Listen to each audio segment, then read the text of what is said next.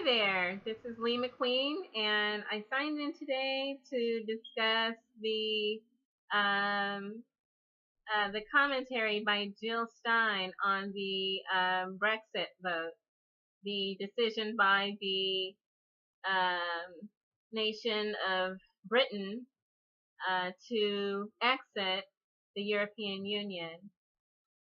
According to Jill Stein, the reason was definitely economic, that the vote was a rejection of economic policies of the elite class, the corporate class in the European Union.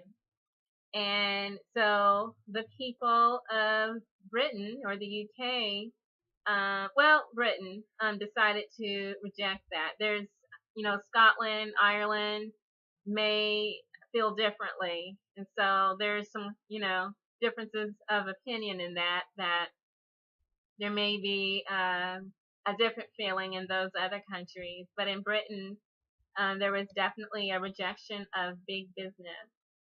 And I had spoken in a previous video on the concept of these large trade deals that are slithering around our Congress here in the United States. The same type of deals that are slithering around on a global scale, that are making people, ordinary citizens, very nervous because we've seen what a multinational trade deal can do to ordinary citizens. And so I talked about the Transpacific Partnership too, which is a large multinational and then also multinational corporation trade deal that involves numerous nations, and that it's welcome by big business who are largely the authors of these trade deals. But they are definitely hostile against U.S. workers and the ordinary citizens who would be victims of these trade deals, much in the same way that the United States has been, the ordinary citizen has been victimized by NAFTA. So Bill Clinton and Hillary Clinton brought us NAFTA, which damaged labor standards, worker rights, fair business practices here in North America. It undermined our tax base, our businesses that moved away and took the jobs with them. And you can just look city to city, like for instance Detroit, the Rust Belt, cities in Ohio, where businesses just left, took their jobs and took their opportunities and went to other countries and then tried to sell back the materials they manufactured to us, like we can really pay for it now. So anyway, that's the precedent. The trade deal that was very damaging, and that, the sign that we're getting, the indication that we're getting from Hillary Clinton is she wants to bring Bill Clinton back to be our economic czar, guru, whatever, advisor.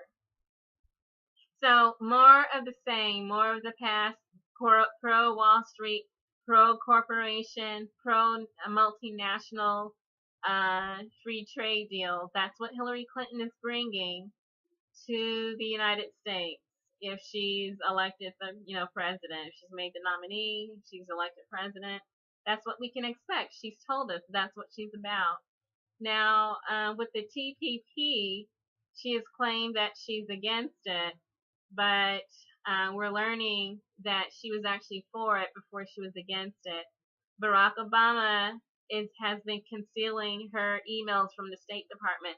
There's been Freedom of Information Act requests for her Transpacific Partnership emails from the State Department, and they're delaying, they're concealing, trying to put off revealing that information until after the November election. And Barack Obama has issued a court order making that so.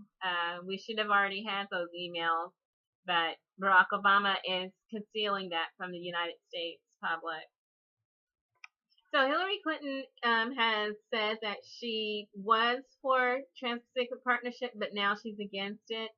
However, her people who helped to draft the platform for the Democratic National Convention, the committee, her people prevented that from being removed from the platform that they just wrote up recently. Bernie Sanders' people tried to take the support for Transpacific Partnership out of that document. Hillary Clinton's people insisted that it stay in because they wanted to support Barack Obama. Apparently, they feel that their job is to support Barack Obama and not the people of the United States. Support Barack Obama, support these big businesses, support these corporations, and then just have no concern about the people of the United States. And so something similar was happening in Europe.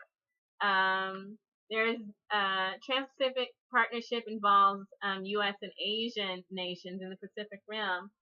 Transatlantic Trade and Investment Partnership, the TTIP, involves a similar trade deal on a gargantuan scale, way beyond what we've experienced with NAFTA. It's worse, 100 times worse, just world-ending.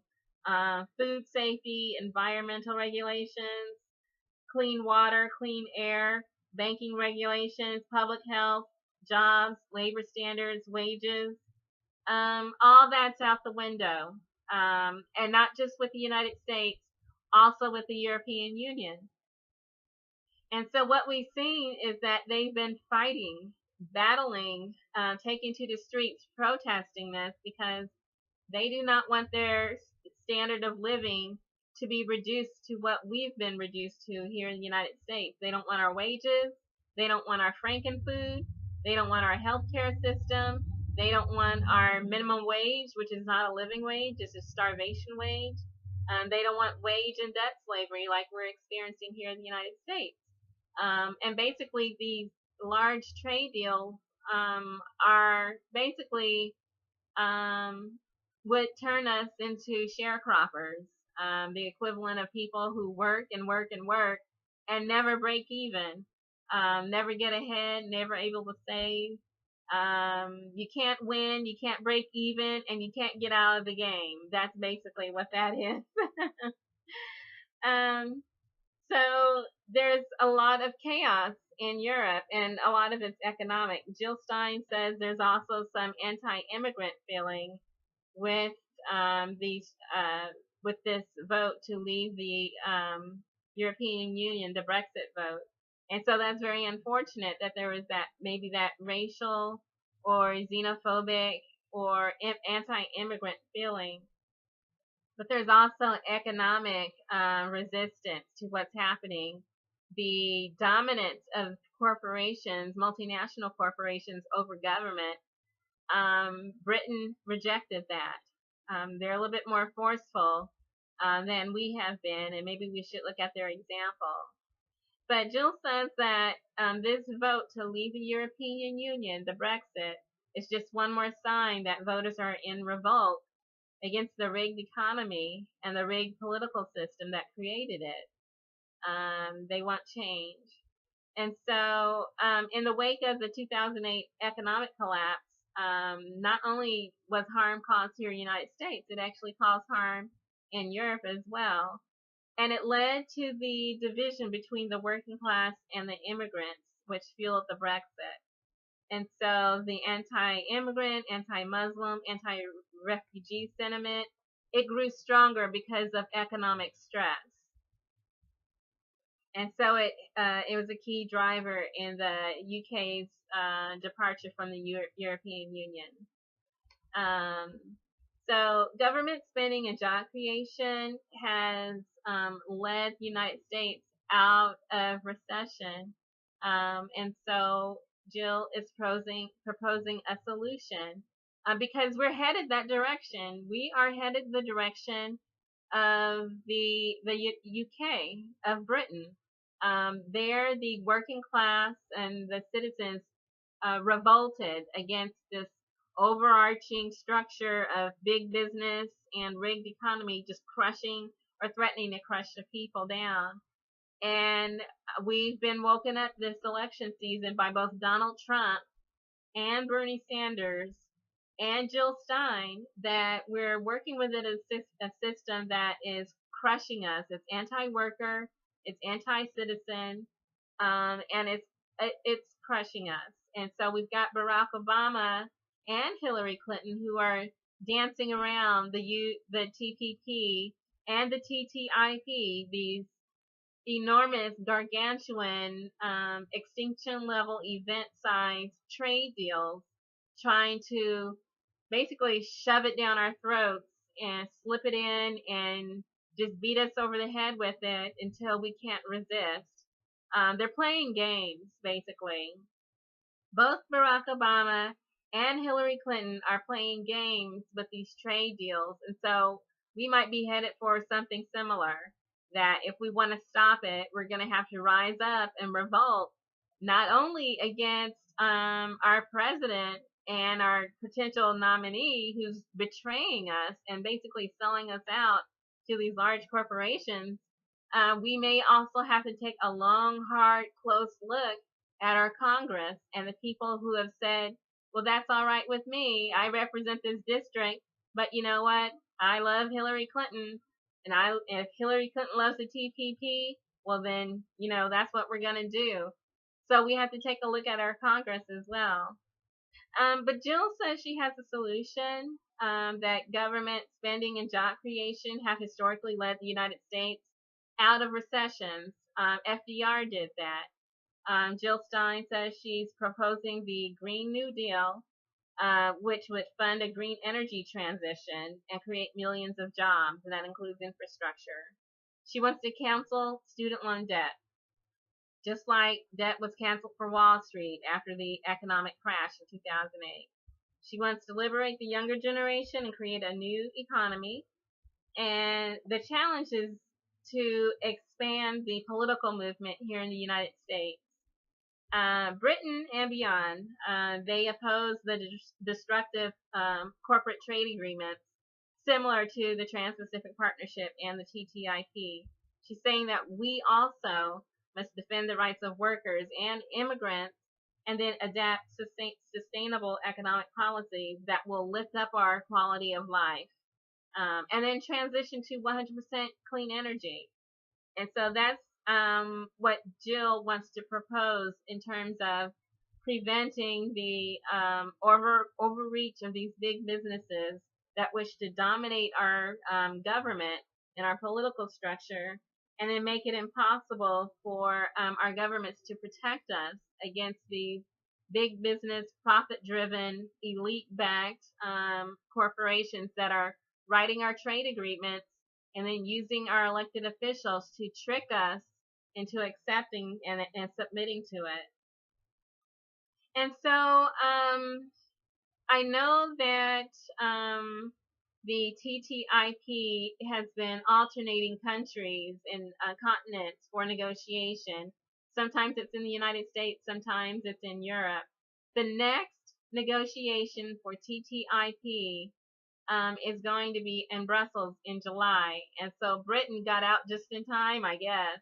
But there's going to be increased scrutiny on these trade agreements. Word is getting out, and people are waking up to what they are, and how our political leaders are not only falling down and rolling over for these corporations who wish to drive us back to wage and debt slavery, but some of them are actively behaving as agents and operatives, willing to sacrifice us in order to get their whatever their cut is off the top as the price of doing business and selling us out.